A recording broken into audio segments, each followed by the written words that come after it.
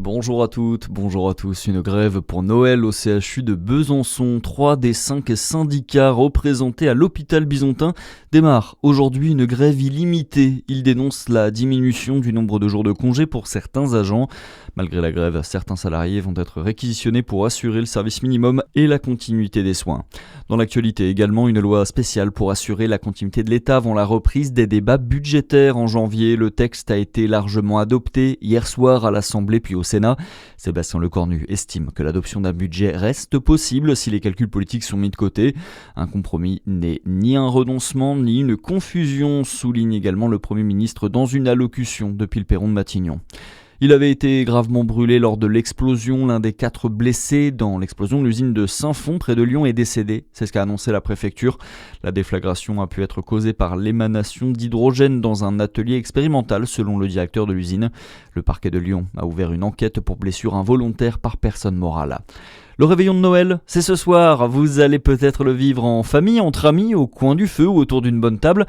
Et alors qu'on se prépare à réveillonner tous ensemble, l'Agence régionale de santé en Bourgogne-Franche-Comté nous fait une piqûre de rappel. Objectif, continuer à se protéger des virus de l'hiver. Baptiste Berthelin. Grippe, bronchiolite, Covid, gastro-entérite, autant de maladies qui sont monnaie courante à cette période de l'année et qui adorent se propager lors des grandes réunions de famille.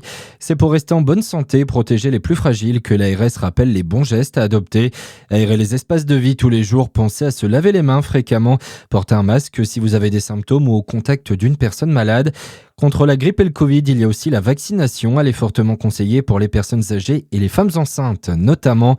Enfin, si vous tombez tout de même malade, pensez à contacter d'abord votre médecin avant de vous rendre à l'hôpital dans une période où les services d'urgence sont généralement en tension. Et pour éviter les accidents, faites attention à votre consommation d'alcool. Restez dormir sur place si vous ne devez pas reprendre la route.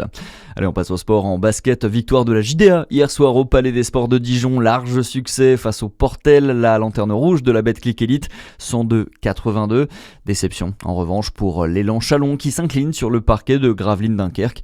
Score final 86-78. Et puis en biathlon, on connaît la liste des athlètes retenus dans l'équipe de France pour les JO 2026 et parmi les 9 heureux élus, 2 francs-comtois de la partie, le jurassien Quentin Fillon-Maillet. Il va tenter de reproduire son exploit des Jeux de Pékin où il avait raflé 5 médailles. Et du côté des femmes, on retrouve évidemment Lou Jean Monod, la doubiste de 27 ans qui fait une saison exceptionnelle. En ce moment, elle s'affiche à la première place du classement général de la Coupe du Monde de biathlon.